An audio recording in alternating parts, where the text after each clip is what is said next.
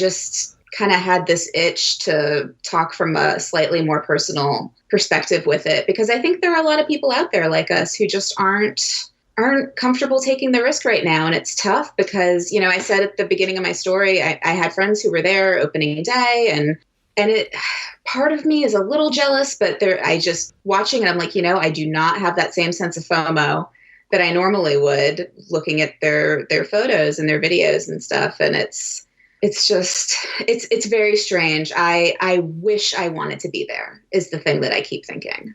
That was journalist Valerie Marino talking about the reopening of Walt Disney World. You're listening to the Tomorrow Society podcast.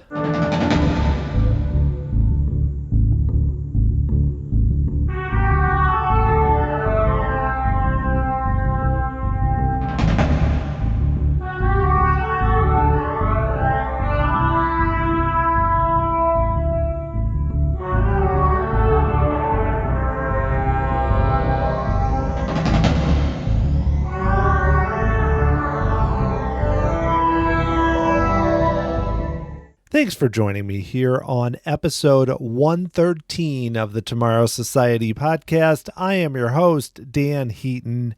I hope you're doing okay out there as we roll through 5 months of being in quarantine, at least in my situation, going on 6.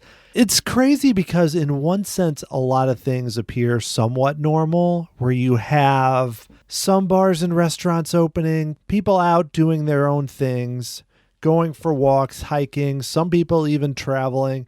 But on the other sense, it's entirely different, where you have even Walt Disney World is open, but it's not the same. Everyone's wearing masks. The capacity is low. You're seeing pictures of just deserted streets.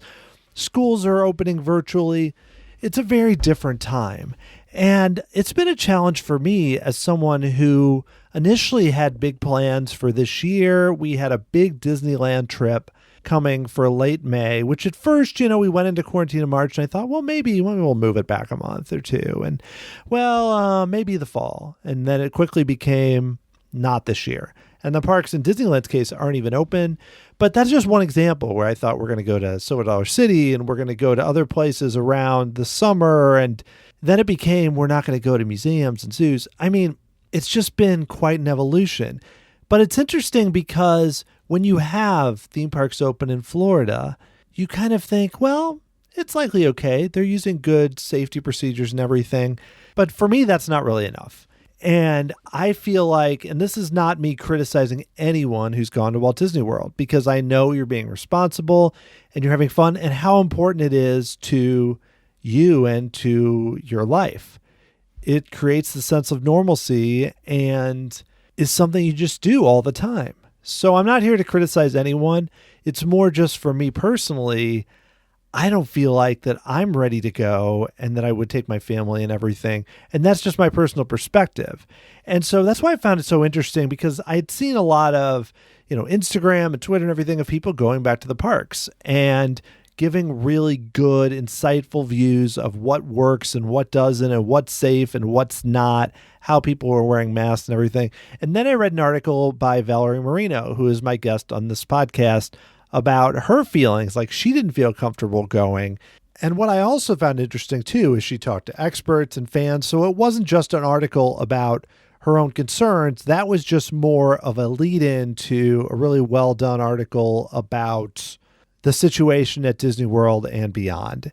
And so I thought I was excited to talk with her about that. This is an article for Conde Nast Traveler, and also to learn more about her background. She's someone who's been covering the parks for a while and is a big fan of Disney and theme parks. And, viewing it from that perspective as someone who really loves going to the parks and lives in North Carolina, not that far away, but still isn't ready to go back, I found fascinating, and also just some insight into what it's like to cover the parks as a journalist. I always find that interesting, kind of the press preview idea. I've never been to one, but as someone with a background in journalism, I've thought, wow, that would be really great to cover it that way. But I was curious to learn kind of the positives and possible challenges of doing that.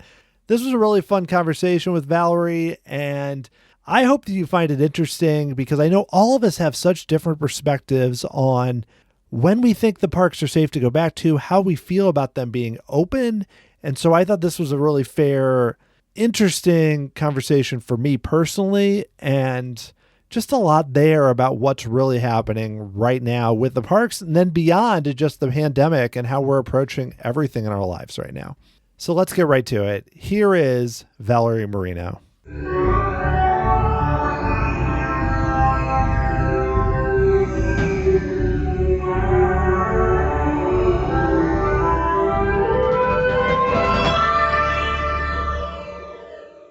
All right, my guest today is a journalist and Disney Parks fan based in North Carolina who has written about theme parks for Conde Nast Traveler, CNN, Mike, and Paste Magazine. Her latest article is called "I'm a Huge Disney Fan, but I'm Not Ready to Return to Disney World," and talks about whether to visit the parks during the current pandemic. It is Valerie Marino. Valerie, thanks so much for being on the podcast. Hello, I'm excited to be here.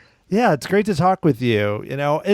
It's weird because there's so much happening right now that I know whatever we discuss could be out of date, but I feel like the issues are still going to be in play, I think.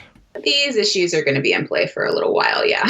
Yeah. It's like things are moving fast, yet also slow in a way. Well, yes. Before we dig in, I want to talk about your article and just about, your background, but I'd love to know a little bit more too, just about your history as like a Disney and theme park fan. So what really got you interested in theme parks as a fan originally? I first went as an adult, I guess it was almost exactly 10 years ago, because it was the year that Wizarding World first opened at Universal Orlando, and went down with some friends to check it out and did 2 days at Disney. And that was sort of like our gateway drug for getting hooked on all of this. And now my husband and I have been, probably upwards of 24 times to Florida, and then to Disneyland, and been to Disneyland Paris, which probably isn't that many visits in the grand scheme of things when you talk to some like real Disney super fans. But yeah, it's just been a lot of fun for us. Yeah, well, the thing is, it's like there's different groups. Because I live in Missouri. So for me, if before everything would go down like once a year or whatever, and it adds up and it seems like a lot. But yeah, then there's that other area where it's like locals and everyone that's just going constantly. But that's a lot. The fact that you've been to Paris, which I've also been to, is not everyone has been there. So Right. So I wouldn't downplay it at all. But so you live in North Carolina. So it's pretty easy, right, to get down though and back. So that has to be convenient, at least for going a little more often, right? Yeah, definitely. We've got a couple different options for direct flights, and it's about an hour and a half. And it's usually not too expensive. We can fly Southwest or Delta down there and just go down for a couple of days, and it makes it a lot easier to justify the trip. But definitely talking to some people who aren't necessarily Disney people who live around here, when you say that you're an annual pass holder and you live like 10 hours away or 9 hours, whatever it is on I-95 to get there probably aren't too many of us. It's a smaller group for sure. Yeah. Well, I'm curious, you mentioned it was like a gateway drug and you went to Wizarding World. So what do you think it was about that trip, or just about going there, that kind of got you hooked on going more? For me, it's a lot of the escapism kind of aspect of it. When you go, you're everyone's talking about the Disney bubble now with the NBA, but like, I think we were all talking about the Disney bubble before it was cool, like before pre-COVID Disney bubble. You just go and you just kind of escape for a few days. And I just really appreciate all of the immersion and everything that has gone into the planning of the parks. One of my favorite things that's come out of Disney Plus has been the Imagineering story, and just, all the thought and the design and the detail that goes into everything. It's just really fascinating. Oh, totally. That show is amazing, especially for me, especially seeing areas I haven't been to, like Disney Sea and some of the other parks, where it just made me want to just start booking trips all over the place watching that show. But so I'm curious too to talk about now, obviously this year is really challenging for many, many reasons beyond theme parks. But just in terms of the parks, I know that you living fairly close, we had the situation where Universal and SeaWorld and other parks started opening in June. So just even giving to kind of the way you've been thinking about it, when things started to reopen and head that way, what was like your thought process? Because for me, I looked at it and we were going to go to Disneyland in May, and that got destroyed. But basically, were you thinking about going, or was it Oh, one of those absolutely. kind of Yeah. ongoing processes you were going through? The first several weeks that we were at home, so probably sometime in April or early May, you're still getting all those airfare deal emails, and it's like, well, maybe if we booked something for August, because we actually usually go down right around this time every year for my husband's birthday. So we're like, well, maybe we could book something. But then as time went on and things just started getting worse, it's just we're definitely in wait and see mode right now, and we might make it down there by the end of the year, but I also wouldn't be surprised if we don't. And this would be the first full calendar year that we wouldn't go to Disney in a decade. Yeah, I mean, same here. I think we had a big trip planned, and then I was already thinking ahead to all the things coming to Florida this year and next year, and now it's totally different. So I'm in a very similar boat. But I mean, what's funny to me too is looking at the parks though, and you mentioned this in your article too, just how empty they are and how deserted they look. And there's a part of me that's like, wow, that looks amazing. It's so empty. So has that I been know. challenging for you to look at those pictures and kind of go, Oh gosh, when Shanghai opened, I was watching live on Twitter, watching everyone go in. It's like, that's going to be us in a few months. Like we're going to be there. There's going to be a 5-minute wait, and it's going to be great. Obviously, nothing is great. I do not mean to sound flip about any of this, but yeah, it's enticing. And if we were local, it would be different. But we anytime I leave the house for more than a couple hours, I start thinking about things like, what if I need to go to the bathroom outside of my home? And just. I just feel squirmy just thinking about leaving home for an extended period of time, and it's just not right yet for me. oh, I was the same way for me. Yeah, I mean, I think about we went to like a local park yesterday, and I was like, whoa, we're really extending ourselves to drive 15 minutes and like walk around, and it's and there's no people or anything. Right. It's such a different world about that. So, I'd love to talk about, the article you wrote, and I'd love to know kind of when you started thinking about writing it and kind of how you approached the topic and ultimately how it came together. Yeah. Well, as I'm sure you were just following the whole progression of this, as the parks overseas started to reopen, and just wondering how Disney was going to approach it in the US. And then, they announced, like you said, Universal opened beginning of June. Disney announced their opening day and started coming out with all these plans. And as the date got closer, it's like, is this really going to happen? Are they really going to do this? Just watching the numbers in Florida and across the country go up. And, I've done a lot of stories on the logistics of visiting, but there still just things weren't sitting right with me, I guess. And I just kind of had this itch to talk from a slightly more personal perspective with it, because I think there are a lot of people out there like us who just aren't comfortable taking the risk right now. And it's tough because, I said at the beginning of my story, I had friends who were there opening day, and it, part of me is a little jealous, but I just watching it, I'm like, I do not have that same sense of FOMO that I normally would looking at their photos and their videos and stuff. And it's very strange. I wish I wanted to be there is the thing that I keep thinking.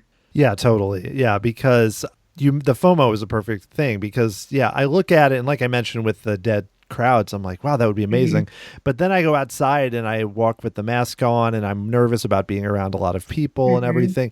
And I think, especially going like, not just like I have kids and stuff, but even so, I'm just like, how would I'm a nervous wreck just in life. How could we, Right. What would it be like? Would Disney World, and you have people you talk to in your article that mention that it's like, can it be is it going to be enjoyable in the same way or even close to it? Right. And that's what's so tricky. I can go to the grocery store and have to pass by people who have their masks down below their nose, and, your chest starts to feel a little funny. And, I can walk out and go to my car and then drive myself 10 minutes down the road to my home. But if you have that experience when you're out in public and away from home, it's just a very different thing to wrap your head around. Yeah, totally. And I know in your article you also talked to like a health expert and then to some Mhm. fans and everything. Like when you were doing these interviews, did you kind of have any surprises to what you were assuming how people would respond to questions on the parks and what they should do? It's funny because the doctor I talked to, Dr. Tienda Tan, who works out of Northwestern, she basically said everything I thought she was going to, which in a way was a little disappointing because I think sometimes when you have these conversations, you're like looking for the excuse to make it okay to want to go and that kind of thing. And she was not on board with any of it, let me tell you. And and it's funny because toward the end of I almost wish that I could put audio in the story because toward the end of our interview we were discussing indoor rides versus outdoor rides and is one safer than the other, and she said, well, outdoor definitely. And I asked if it was because of you have the breeze going by you to disperse your aerosols and that kind of thing. And she was like, well, yes, but then it's also, and then she brought up the other aspect of air conditioning, which we've been hearing a little more about lately, and how, and she said the AC and the airflow patterns will literally concentrate the COVID in one part of the room. So you can be sitting in the first thing I thought of was the PhilharMagic Theater in Magic Kingdom. And there are pockets in that room where you're going to be more likely to get COVID than you are somewhere else. And we don't have the blueprints. And there's just that kind of blew my mind. Well, yeah, it's one of those things where the type of considerations you go from considerations like I remember before Disneyland, I was so worried about how we were going to get up to do the Rise of the Resistance virtual queue. And that was my big worry. We're not talking years ago. This is like in late February. I was still Right. thinking like, okay, maybe one day we'll get up early and we'll do this. And, is it going to be okay? And then you get to like March and you're like, okay, are we going to go on the trip or not? Is that going to Mm-hmm. happen? And then it kind of seems all laughable. It's like the park hasn't even opened. It's just the changes where now you'd be like, can we map out where the air conditioners are and Oh where my we go? goodness. And Yeah. granted, I'm speaking kind of lighthearted about it, but it's obviously a very serious situation. Oh, of But course. but again, it kind of raises the question, about, and I think you were very fair in the article and not, that even the comment from the doctor, she was very just Mm-hmm. direct about it. It wasn't Yeah. like alarmist, but it just all seems so absurd in a way, just having the whole idea of how to do all of this. Yeah. Oh no, I've definitely had conversations with friends where it's like, oh, remember when our big stress was getting a fast pass? Right. And it just all seems like it's a lifetime ago. Yeah, it's crazy. So, I mean, I'm curious too, because I know you work covering theme parks as a freelance writer. And Mhm. did you have any hesitation? And I think the article's very fair, but I'm just curious. You're writing an article about not going to the parks. Was there any hesitation on that, publishing that article? Yes and no. And I went through. It's funny because when I was researching the story and before I actually sat down to write it, I thought it was going to be a different piece than it turned out to be because I mean, I personally have just gone through a roller coaster of emotions, if you will, over how I personally feel about how this whole thing is being handled, both by Disney and by local government, federal government, et cetera. And I decided in the end that it was best to do a more reported piece. Like whether or not I think the park should be open is irrelevant to the larger story. I can say if I feel comfortable going or not. And I think it's great that, I haven't really heard a single person who's been to the parks saying that they think Disney's doing a bad job. I think that they're doing everything they can in a terrible situation. But whether or not you feel comfortable while you're there seems less important when medical professionals are telling you to stay home. Totally. Yeah. I mean, Carly Wiesel wrote a really long piece. She went there Mm-hmm. and I thought was really well done. It gave for me, a good idea of like, wow, they are, because I've seen clips, I follow some other like YouTube channels and stuff of other amusement parks and they stuff. And I'm like, oh my gosh, this is not on that level. So I Yeah. appreciate that. But yeah, there's the larger and that connects to the fact that in California, Disneyland is not open. Mm-hmm. And I look at, and I mentioned I was going to be going on a trip, but not this year likely. But I look at that and I'm like, And again, I don't want us to kind of get too much into whether or not, but I look at it and I think that seems right. It seems to make sense given Right, the yeah. case numbers. So, and I know Florida and California, there's governments and very, very different approaches to it. Hmm. I mean, just from your perspective, I mean, I don't think Disneyland's going to open this year. And part of me is okay with that in a weird way as a fan, even. Yeah, and it's an impossible situation because there are so many cast members and employees who are relying on the parks opening to be able to live and to be able to feed their families and pay their rent, and from that standpoint, I want them to be able to get back to work and all of that. But it's just so difficult to see a way where it works for everyone. I don't know. I agree. Carly's article was fantastic. And I know that she did a super deep dive and talked to a lot of experts, and she was there, she was there the week that the park opened and got to experience a lot of it firsthand. Todd Martins from the LA Times also did a really good piece about Disneyland being closed that came out on the park's, I guess this year's the 65th anniversary, discussing some of the technical side of things, or with COVID, and then also, the emotional side of it, and how we all want to be there for, our own emotional support in a way, and how much the parks mean to all of us. But yeah, it's just, I feel like I keep saying the same thing over and over again, but it's just so tough to know what the right thing to do is. And you mentioned the government thing too. And I think that's the huge difference in why the parks overseas have been reopening the way that they have. And, we saw Hong Kong reclosed the same week that Disney World was reopening. And it's just such a disparity in how things are being managed. Yeah, totally. And there was not the number of cases, was very different than how we're seeing in Florida and everything. Mm-hmm. But to your point too about it is tough because in a way it's kind of at least for fans, like a microcosm of the whole thing, because you mentioned the business side of it, which is a big part of it. I mean, we've seen Universal has had multiple rounds of layoffs and are really struggling and they paused Epic Universe, which is understandable. But I think of it in terms of locally, where I look at restaurants, I'm like, I want to support them, but I'm, I don't want to. So it's almost like this is Disney is like everything that we're dealing with business wise and not. And I just wonder too, I mean, you would think there'll be some sort of, vaccine, treatment, whatever, some new normal. But the theme park industry, I know you cover the industry. I'm thinking a lot too about even down the road, what it's going to be like, even because I think of after, I know you've gone more recently, but I went after 9/11 and it was like 2 or 3 years later and Disney World was empty, like empty. This was in off season time, but now, January, February. And that was one event. I know it affected air travel. I just wonder, I don't know if you've thought much about just what the theme park industry may be like for years now. Yeah, I mean, it's, you mentioned the layoffs at Universal. There's a huge question mark over what's going to happen with Epic Universe.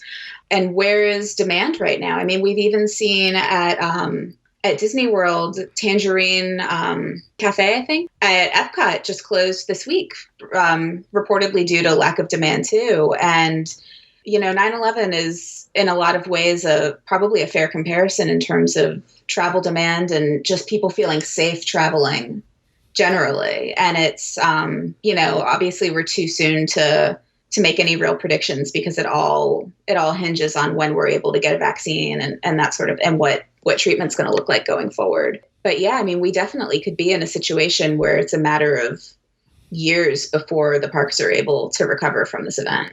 Yeah, and that's the Tangerine Cafe, which we're recording this on August 4th. It came out, the news just came out today, and I have a feeling we're going to see more of that, which is unfortunate because it's not just, oh, we don't get to eat there. It's that people that work there may not have jobs, and that, it's setting things up where a lot of people and places just aren't going to be there. And it concerns me. And again, these are all part of a bigger issue, but I wonder too, just with Disney World, especially really benefits in the January, February time from international travel, which to me, that seems like that's going to be a really long time before that picks up again. Yeah, I was looking, I can't remember which of the Disney blogs it was, but someone did a poll on Twitter of why aren't you traveling to Disney. If you're not traveling to Disney World right now, why? And there were a fair number of replies underneath that said, I'm not allowed to enter the country. Oh boy. And yeah, no, you can't come here and we can't go there. Wow, we're getting, it's getting such a downer here, but I still feel like these are important things to talk. It's not you that's doing it. It's just tough to talk about it. It's just the world. Yeah. It's the world right now. But it's important to talk about because I feel like I mentioned, it's like it's one part, but it relates to so many things. And I'm curious too about, you think about all the expansion with the 50th anniversary of Walt Disney World, and then you mentioned Epic Universe, which looked really amazing. And then, I assume that Disney, will open Ratatouille and the Avengers Campus and some of the things that are close eventually. But I wonder how much it's going to impact, we've already heard of certainly the Mary Poppins and Spaceship Earth update and things like that. I wonder how many projects that have been announced will never happen beyond just kind of the obvious ones that haven't started. I'm not the first person who made this observation, but how glad are they that they canceled that theater in the Magic Kingdom? Oh my goodness. Oh yeah. Yeah, next year, and I mean, I would imagine that they were planning on really going all out for the 50th anniversary next year, and it's going to be strange because already we're looking at, Tron very likely isn't going to be ready to open. I don't know what the status is of the Guardians of the Galaxy coaster at Epcot. Like you said, Ratatouille was so close because since it was supposed to open this year that I'm sure we will see that at some point in the near-ish future. But yeah, if you look back at everything that was announced at D23 Expo last year, there's just a huge question mark over the whole thing. Right. And I think just like we mentioned the layoffs, there's part of me that goes, oh, well, it's easy. They just cut things like Mary Poppins or things that are less put in place. But you start to look, like you said, at Guardians and Tron and everything where they've got show buildings or at least partially. But still, I mean, if they're only going to have small capacities or even if people aren't going to go, they've pushed back some hotel openings, I think, just because, not just because of the NBA, because they just don't expect to have the people. It's going to be really, I mean, I hate to say interesting because it's not something I would ever hope to see, but it's something that's really going to evolve as we go. Absolutely. Yeah.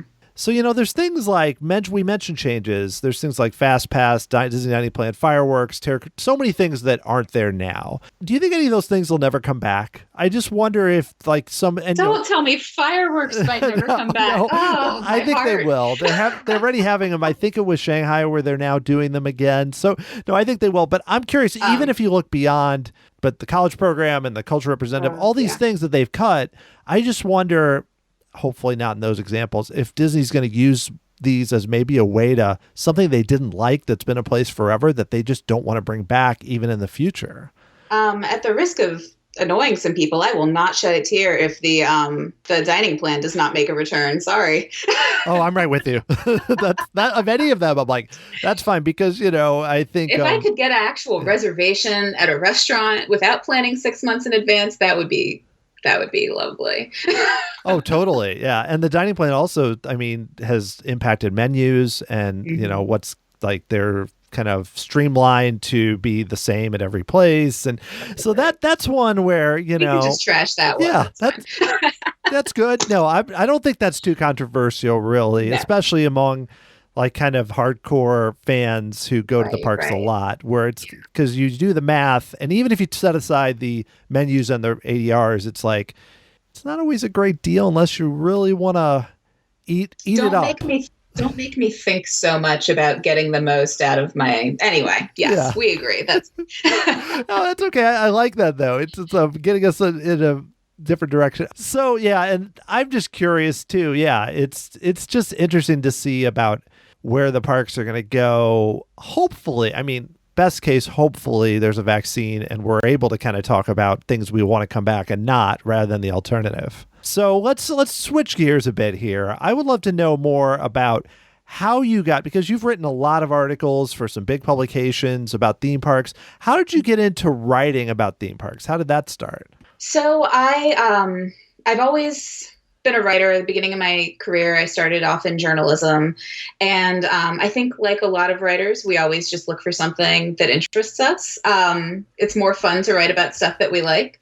And I left the newspaper industry several years back and just was looking for the opportunity to sort of dip my toe back in that. My day job, I work in higher ed communications, and just had the opportunity to do a story for Conde Nast Traveler, and it just sort of snowballed from there. And now I get to go to these opening events and ride new rides, and I have no complaints about that. Well, I'd love to know what's that like to go to an opening event? Because it's not like they're reaching out to a lot of people in Missouri and saying they'll they want you to come and stuff. Especially at the level. But I'm curious, what is kind of that experience like, or one you've done recently? What's that been like? It's strange. It's a lot of fun, but it's exhausting.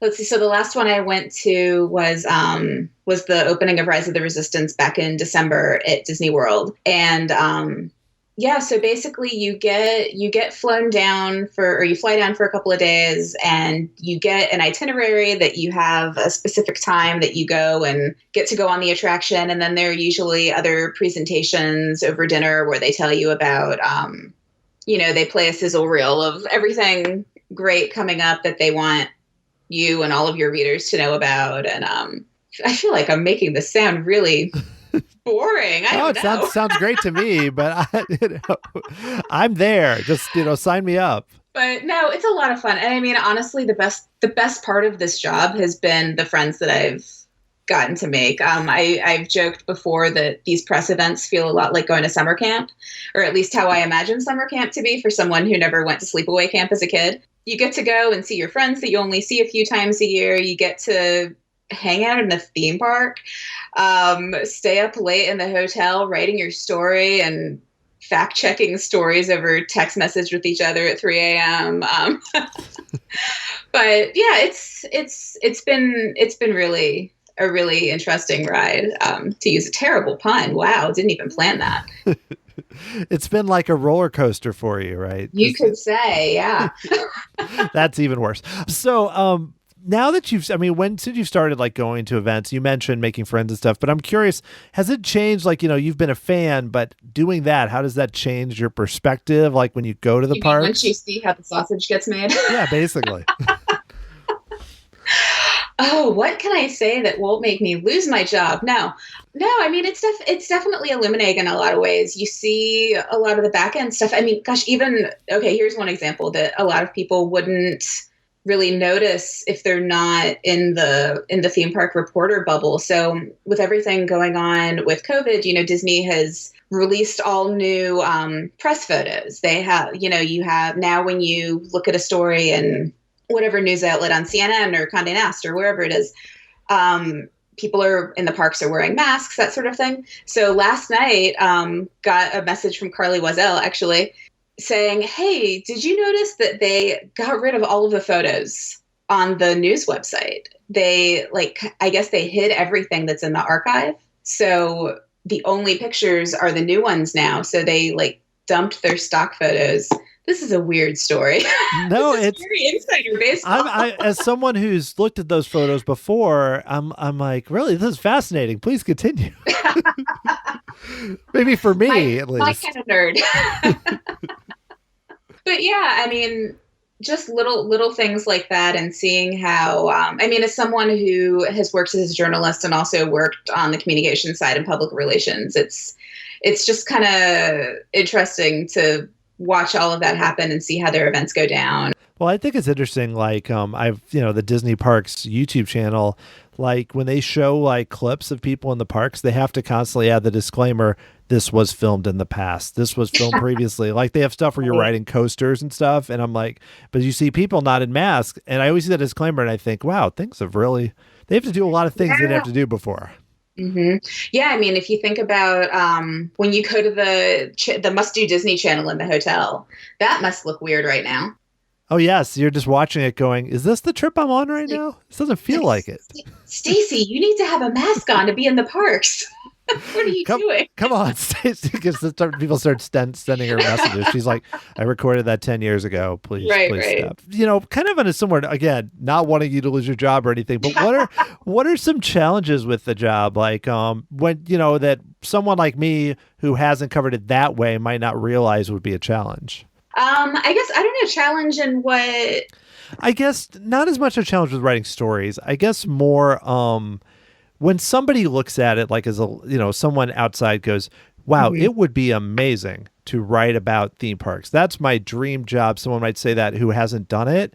Like, what are maybe something that they don't think about when they're thinking about what you're doing when you're writing this type of story? Right. I mean, one thing that you always have to think about is who your audience is. So, my audience writing for Conde Nast Traveler is very different than if I was writing for, say, Attractions Magazine or any of the blogs that really cover the minutia of all of it. So I'm writing on a much higher level. I have to assume a lot less knowledge when I'm writing about something, but also knowing that whatever story that I put up, one of the story that I did on Galaxy's Edge last year, knowing that that same story is going to be linked back to and referenced and probably not updated for quite a while. So being able to write something and know that it's got to be evergreen and it's going to be something that people are going to refer back to as they plan their trips but also knowing that so many details of how you plan your trip are going to change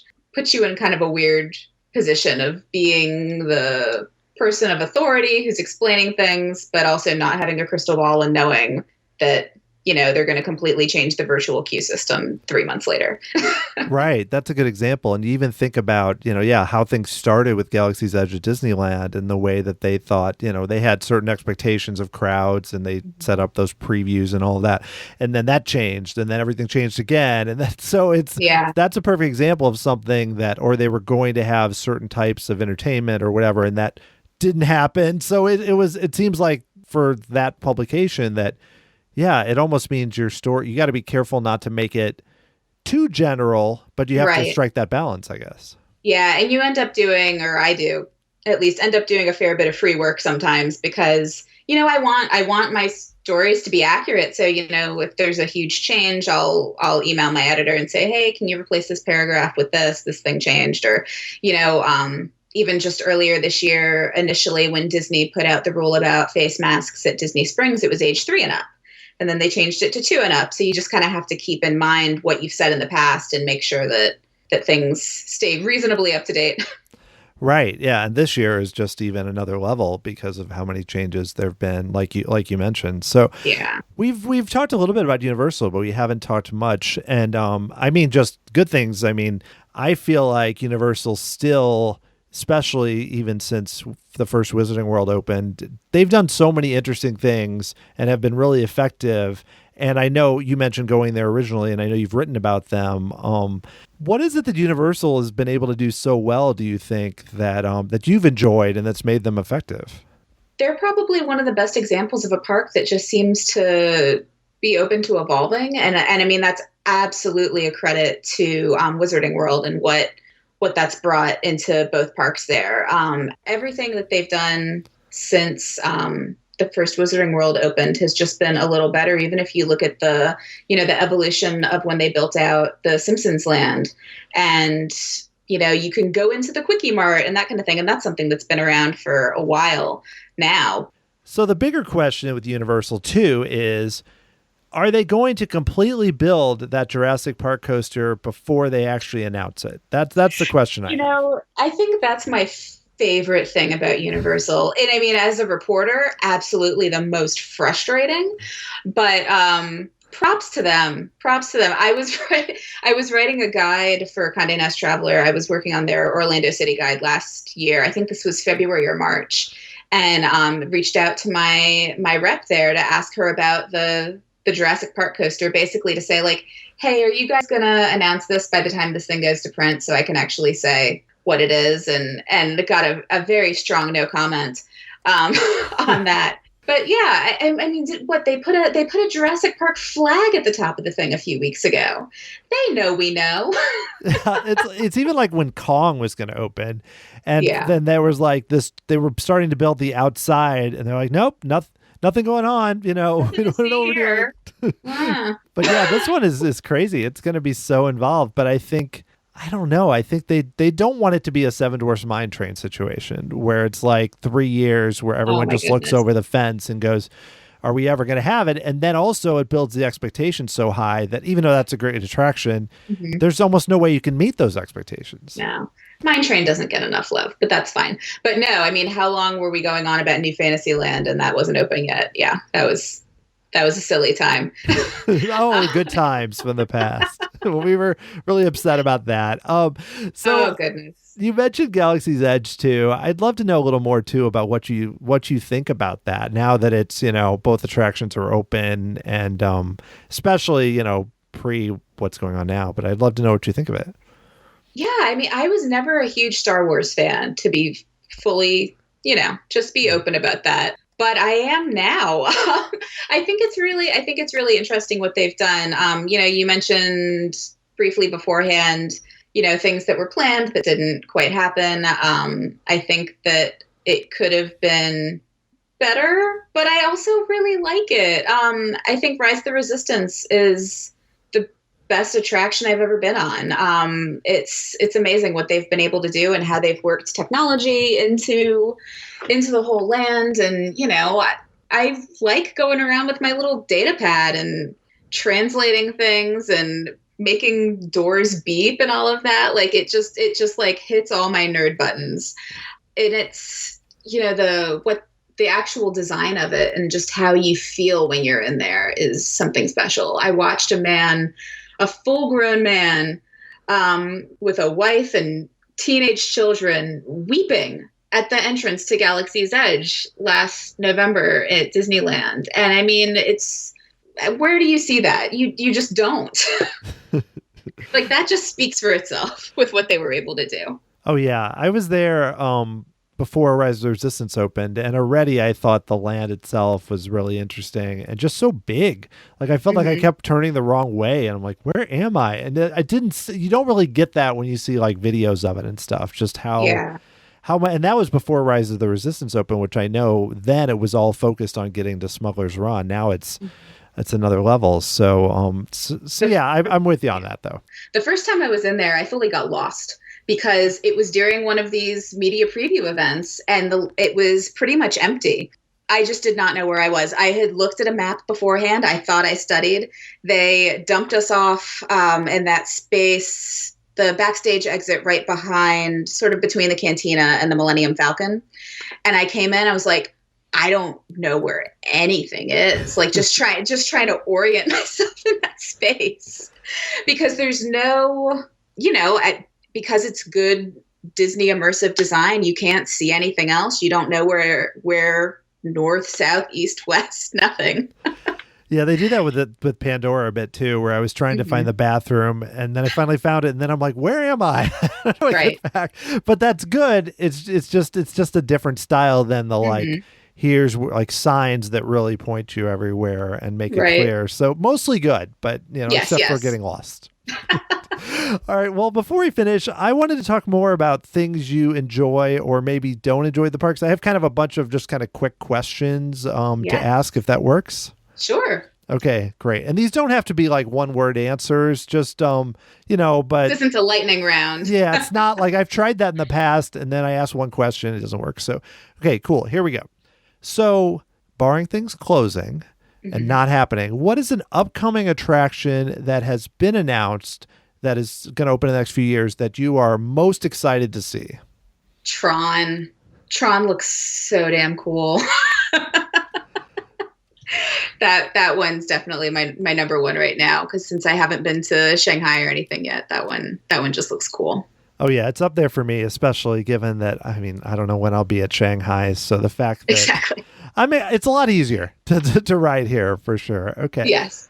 When Disney decides to cancel more projects, if we lost one of these three, which of these would bother you the least, losing one of these? Oh no. Moana Journey of Water, Space 220, or the Play Pavilion? Oh, Space 220. It sounds really cool, but I can just picture myself getting a little queasy, and you don't want that in a restaurant. I don't know. There's something about the lack of natural lighting and that just, I'm not really sure about it. Yeah, I think that makes sense. My answer, I mean, for me, I would probably, I don't know if, I have mixed feelings about the Play Pavilion, so that's a tough one. But Space That 220, I'm like, I don't know when I'm going to get an ADR. So that's what I think about. But yeah. The Play Pavilion could very well be a waking nightmare as well, let's be real. There's going to need to be some real careful audio engineering in there with sound bouncing off of walls and that kind of thing to make that tolerable. I don't know. Yeah, it's like you're in like the Dumbo playground or something but you're like, it's bigger and it's more echoey, where I'm like, you're in the Dumbo playground, but you're on ecstasy. Yeah, it's like, there's too many, because like the concept art has all these like signs and lights and you're like, oh, that's a lot of different contradictory things going on there. So they might have a seizure warning on the doors. I'm not sure. All right. So very simply, at Universal Orlando, what is your favorite attraction? Hagrids. That's not a question. I haven't ridden Hagrid yet. So. Oh, it's so good. I'm not a coaster person. But like I've never been on Hulk there because I'm too scared. But Hagrids is a good time. It's a lot of fun. Yeah, Hulk is amazing, but yeah, it's the first launch. I mean, if you're not a coaster person, that'll knock you out pretty much. Yeah. But yeah, that's a good choice. I've heard similar from a lot of people that Hagrid's is just so much fun, and I love that they're using like physical animatronics and things in there. It's awesome. Definitely, yeah. Okay, so looking beyond attractions, like when you go to the parks, what is one of your favorite things to do? You know, I really just like just absorbing the atmosphere. I like to just go to Animal Kingdom and hang out is probably my favorite thing. Like if in a non-COVID world, that's the first thing I would want to do. Or once COVID is over, I think that's the first thing I would want to do is just go hang out at Animal Kingdom. You know, it's funny. Early on when Animal Kingdom opened, I was like, there's not that much to do or whatever. And I don't know if it's just going when I get a bit older, and I go now and I'm just like, I could stay here forever and I don't have to do any ride. I've flipped on it where now it's like my favorite hangout park, if you will. Definitely. Yeah. Yeah. It doesn't seem so like you don't feel cramped in with crowds, and it's like fun and gorgeous, especially Pandora didn't hurt that either. No, definitely. All right. Well, this next question, I think I already know the answer, but I'll ask it and you can give me your choice, and then maybe we can talk about the other options. So, okay. If Disney was going to permanently keep one of these recent moves at Walt Disney World, which would you choose? And the options are no fast pass, ADRs only 60 days out, or no dining plan. Well, yeah, see, no dining plan. Yeah. So what do you think of the other options, though? You know, so fast pass system and 60-day ADRs. The 60-day ADRs would personally be fine with me because we tend to book more last minute trips, but that would be a huge break for so many people. Not a break, but it would be a huge change from the way things are done I know there are a lot of people who book months and months out and they want to know what they're doing. I'd personally also be fine with 60 days though. The fast pass thing, it's tough because I don't want to stand in line, but I also know that there's a big argument against fast pass because they inflate the overall wait. So I don't know. I'd need to talk to a statistician on that one. Yeah, because it's like one way, it's like Space Rebirth, Pirates, those lines are going to be much better. But then how long are you going to have to wait for Flight of Passage, Space Mountain, all those kind of big ones? It's still going to be really long. So it's kind of a trade-off, I guess. Yeah. I'd be fine with replacing Fast Pass with virtual queue, probably. I think they should just do it for like the biggest headliners. That would be, to me, that's the problem. I mean, I could go on for a while, but that's the problem with Fast Pass now versus when it started, is that there's just too many attractions. Okay. Yeah. Last two.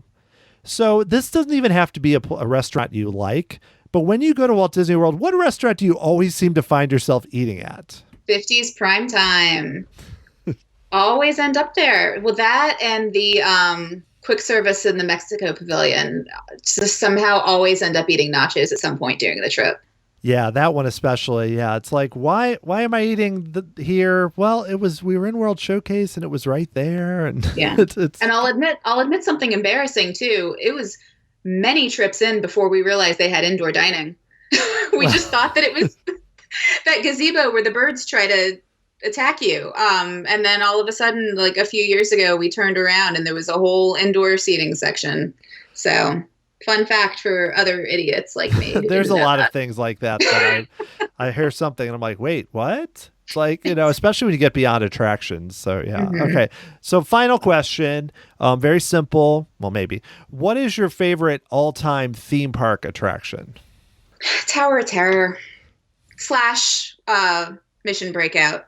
Because, same essential concept. But yeah, I don't know why. There's something about that one that gets me and I just end up cracking up the entire time. Oh yeah, it's up there for me just because it's because there's some things after a while people still enjoy, but somehow people still lose their mind every time you drop in that Love it. Every time. And it's like you could be there with friends without, it doesn't matter. I'm right with you. It's up there for me. It's a good choice. It's among the leaders, Yes. Totally. What's yours?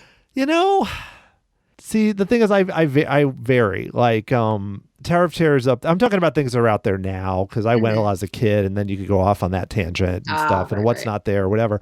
But Tower of Terror, it's weird because it seems strange to say that I would say one of my favorite attractions to ride is Splash Mountain, but then I also feel like I'd be like, well, but I'm also really happy they're changing it. So it's kind of one of those weird things where I love log flumes and I think it's a really fun attraction, but I also think, you say it, people are like, really? Do you know what that's based on? So that's kind of a tricky one. I love Space Mountain, that's fair. Too. You can enjoy the the basis and the functionality of the ride and that kind of thing. Yeah. I'll allow it. Well, that's good. Cause you say that up front, people are like, really? But yeah, beyond that, it's Space Mountain, Spaceship Earth, Haunted Mansion. A lot of the favorites that are still there are still kind of the ones to go to. But great. I'm in charge here. I'm the one asking the questions.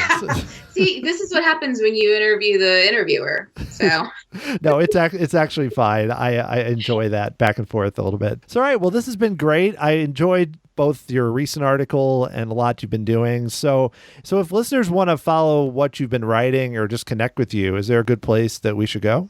Yeah, I am on Instagram and Twitter at Valerie A. Marino, and that's probably the best place to find me.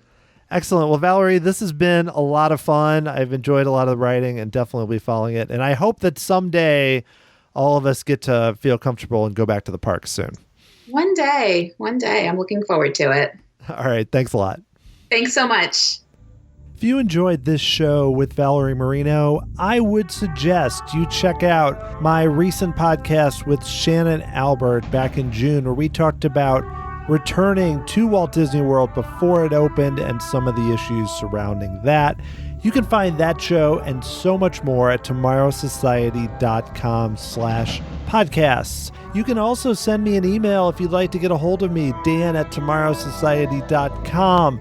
Follow me on Twitter at TomorrowSOC, Facebook or Instagram at Tomorrow Society. And you should check out my YouTube channel where I've been posting videos from 1980 home movies that my dad has uncovered at the Magic Kingdom. You can find that at tomorrowsociety.com/YouTube. If you'd like to support this listener-funded podcast, you should go to tomorrowsociety.com/member. You can learn how to get some really cool perks by leaving a small monthly contribution through Patreon. You can also leave one-time contributions at tomorrowsociety.com/tipjar. The Tomorrow Society podcast is hosted, produced, and edited by Dan Heaton. The music was written by Adam Hookey and performed by the Sophisticated Babies. Next time I am doing my second Imagineering Roundtable with guests Don Carson and Andy Sinclair Harris. It was super fun to do that show with those two amazing guests. Stay safe out there and wear your masks. I'll talk to you again very soon.